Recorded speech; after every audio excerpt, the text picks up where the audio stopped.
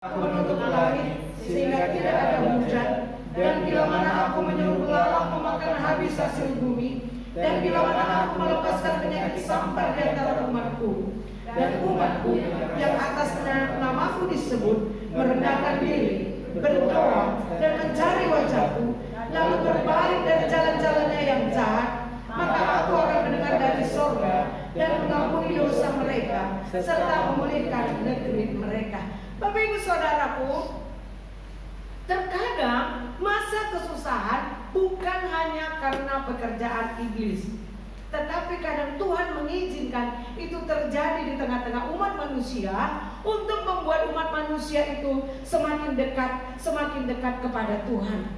Saat ini saudara, kita sepertinya bumi sudah menutup hasilnya. Kita melihat bagaimana saudara, perekonomian sudah mulai kacau.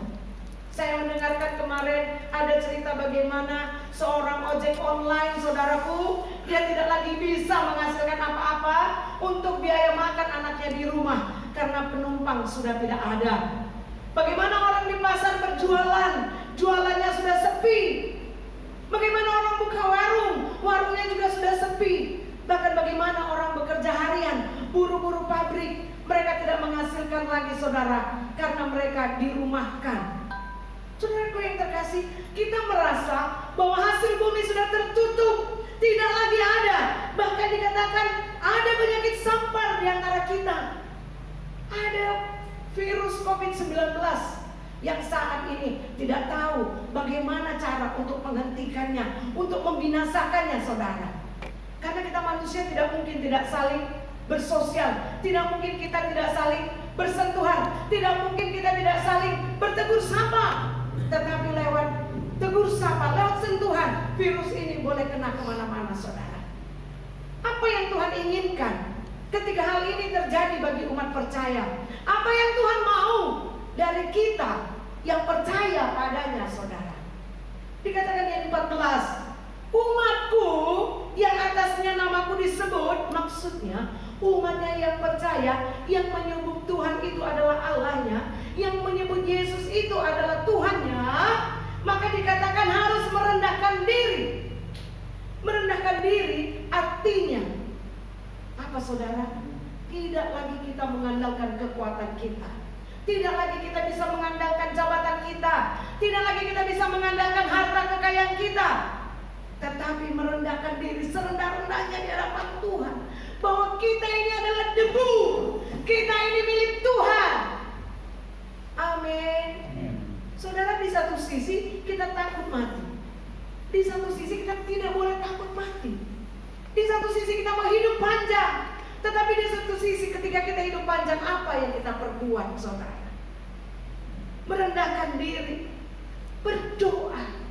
Hanya itu yang menjadi kekuatan hidup kita. Amin. Saya percaya jemaat Agape ini semuanya berdoa. Di rumah berdoa. Amin. Amin. Minta perlindungan Tuhan tiap hari. Haleluya. Percaya pada kuasa Tuhan. Amin.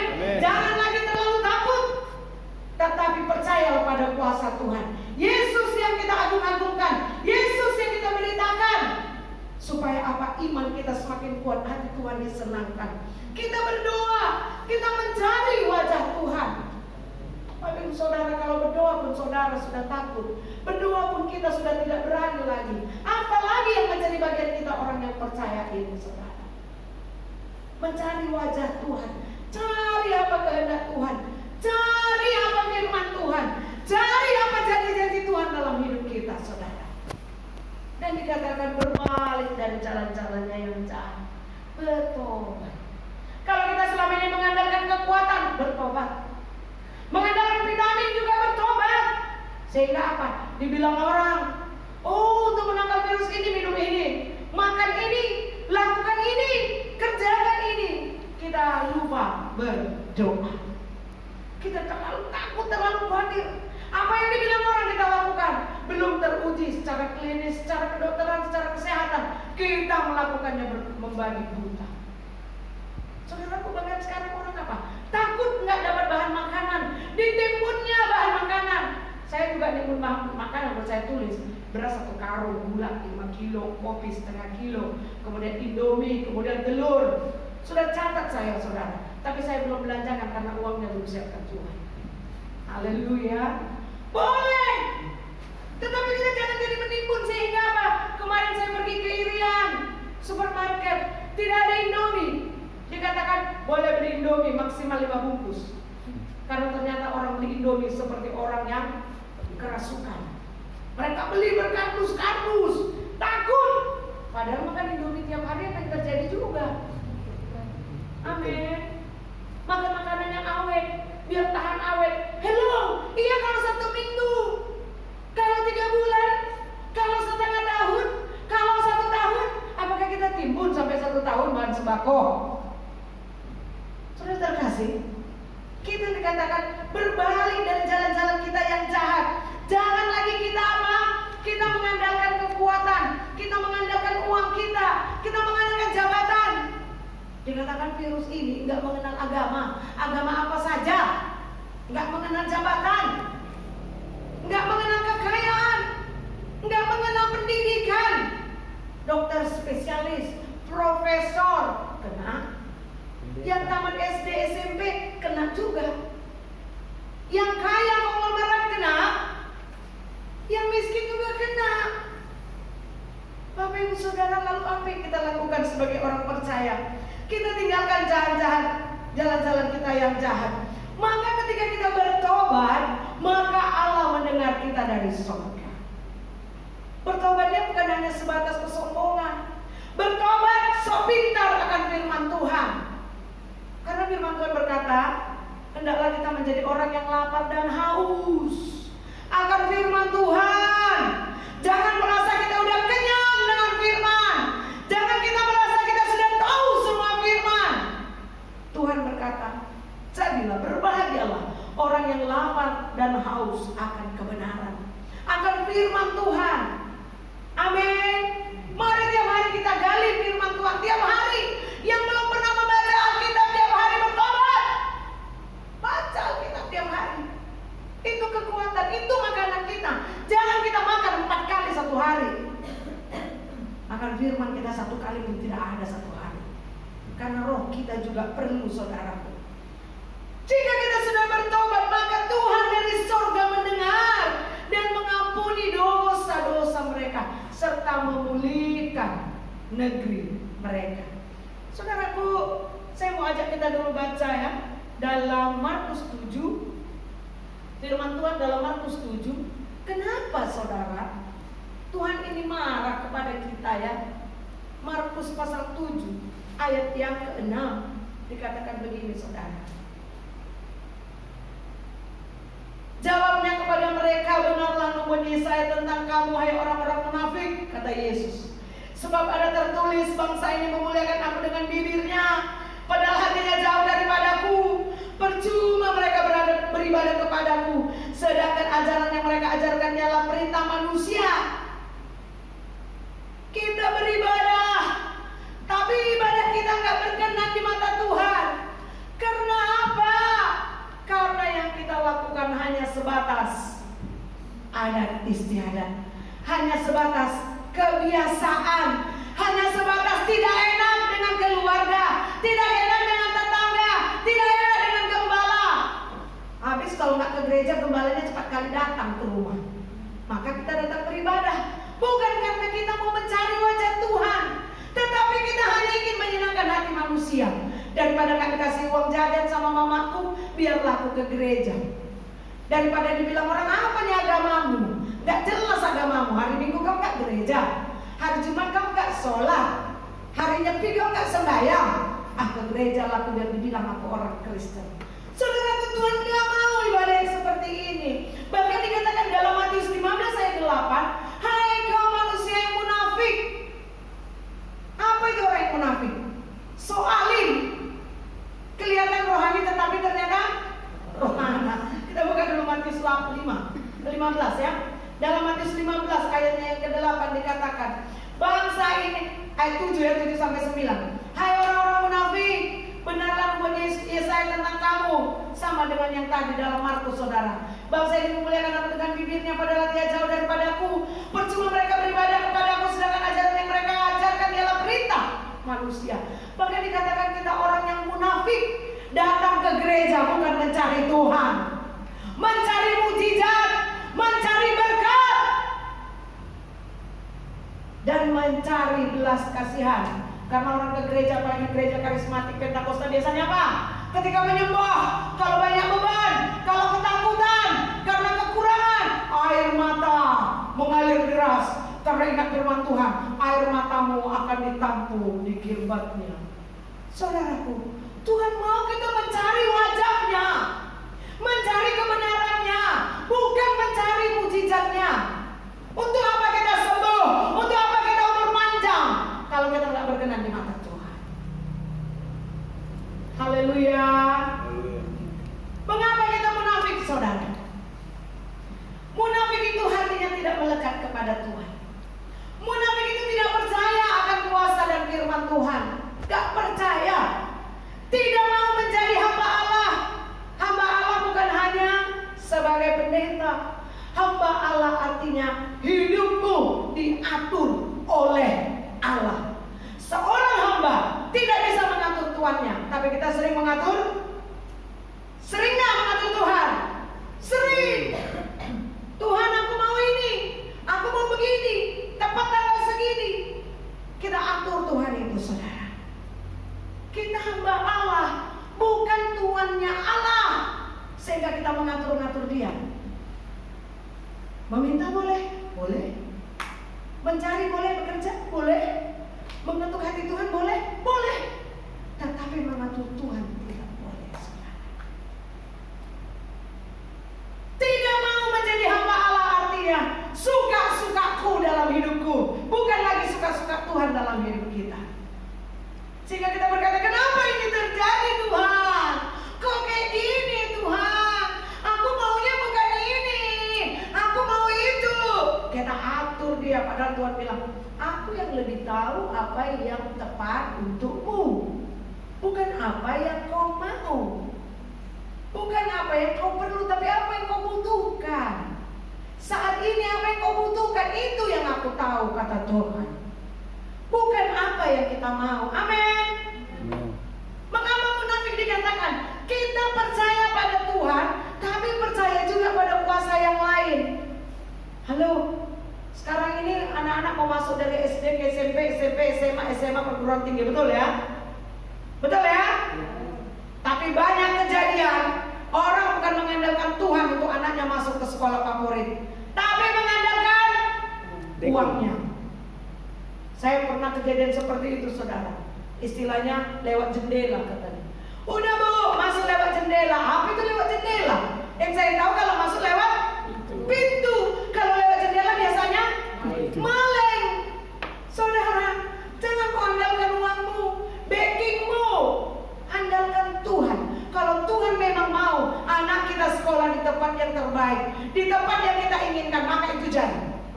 Tapi kalau kita pakai, saudara, kekuatan kita apa yang terjadi? Jadi kesaksian saudara di keluarga kami ada begitu. Untuk masuk universitas negeri dikeluarkan uang 40 juta, saudara. Apa yang terjadi? Anaknya nggak selesai kuliah. Uang 40 juta hilang. 4 tahun dia kuliah gak selesai-selesai, Bapak Ibu Saudara. Karena gak sejalan dengan rencana Tuhan. Percaya kuasa Tuhan, tapi kita masih percaya kuasa-kuasa gelap. Banyak kuasa gelap yang kita tidak sadari. Kita percaya mujizat Allah boleh menyembuhkan, tapi kita percaya juga supranatural, paranormal, orang pintar. Kita masih percaya seperti itu. Bahkan dikatakan kita percaya pada Tuhan, tapi kita percaya pada kekuatan kita sendiri. Aku mampu, aku bisa. Padahal Tuhan bilang, aku mau, aku yang berperan, aku yang bekerja, kau duduk-duduk aja. Tetapi kita mau, Tuhan, kau nengok-nengok aja, berkati aja, aku yang di depan, aku yang berperang. Kita udah melawan pada Tuhan. Jadi kita percaya pada Tuhan, tapi kita masih percaya pada yang lain. Kita menyembah kepada Tuhan, tapi kita juga menyembah kepada yang lain, saudara. Waktu kita sebenarnya Allah itu rindu, saudara. saudaraku, untuk memulihkan, melindungi kita dan bangsa kita pada saat ini. Tuhan sangat rindu, bukan gak mau dia, saudaraku. Dia mau sekali, tetapi ada yang Tuhan mau dari kita untuk kita lakukan. Mari kita buka Mazmur 91. Bagaimana dikatakan di sana, dan doa kita kepada Tuhan bahwa kita berlindung hanya kepada tempat yang maha tinggi, yaitu Allah di atas segala Allah, Tuhan di atas segala Tuhan. Tetapi saudara, kenapa kita belum menerimanya?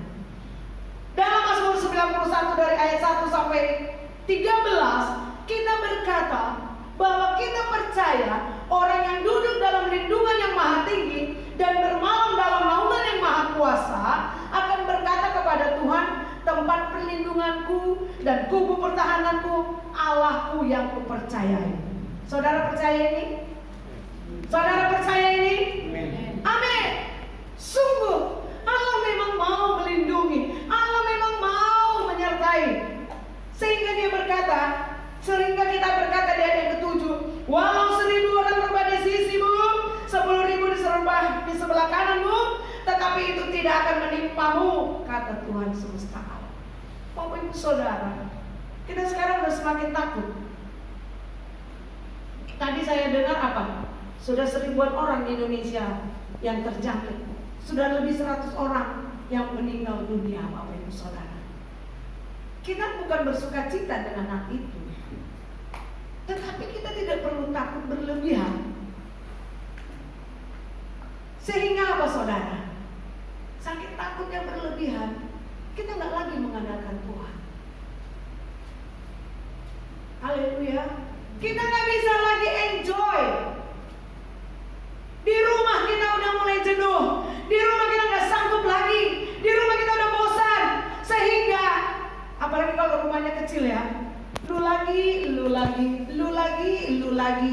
Itu aja yang dilihat. Mending kalau di rumah itu ada kolam renang ya, capek berdiri berenang, capek berenang tidur di samping kolam renang. Ini enggak, itu aja saudara. Yang dimakan pun itu aja. Senin telur ceplok mata sapi, Selasa telur dadar, Kamis telur burat, Jumat telur sambal, Sabtu telur semur, Minggu telur lagi dan telur lagi. Karena itu yang paling gampang, beli satu karpet. Telur setengah mati. Jangan seperti kami saudara. Kami 6 orang di rumah, dimasak 12, rencana sampai malam.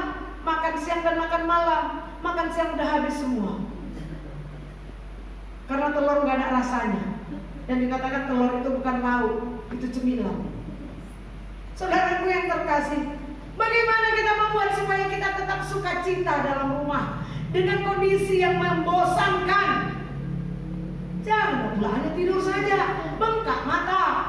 Sehingga siapa tuh ada penyanyi zaman dulu itu, bangun lagi, tidur lagi, bangun lagi, tidur lagi, bangun, makan, tidur lagi, makan, tidur, modal, tangan modal.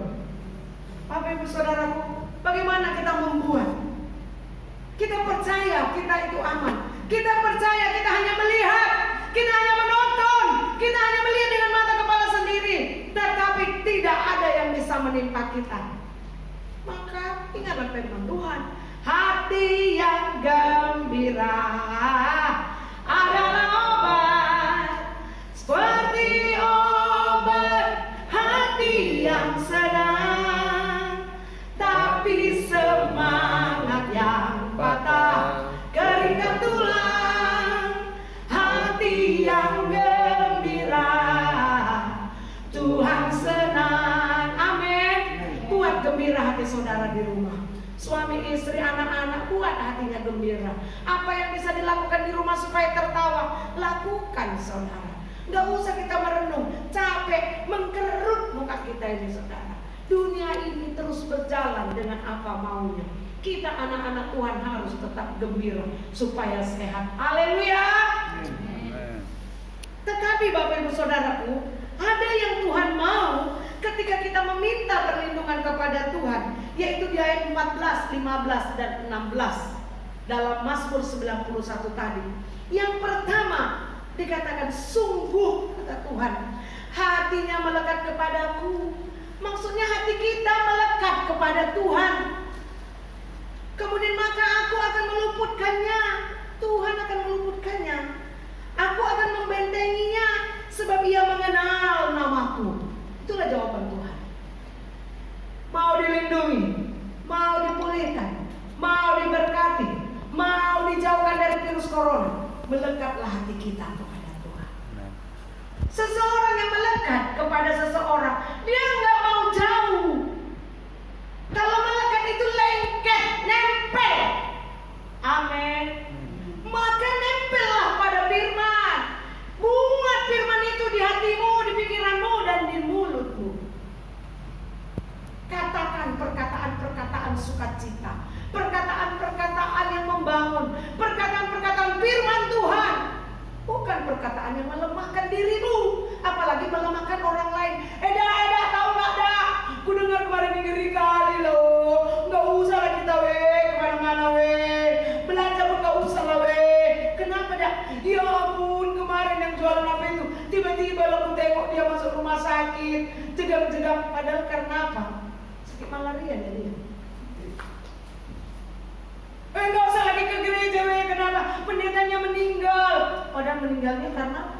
Ya memang udah waktunya, ada sakitnya. Kita mengeluarkan kata-kata dengan cerminan. Cerita boleh? Boleh. Tapi dengan cerminan wajah yang didramatisir, saudara.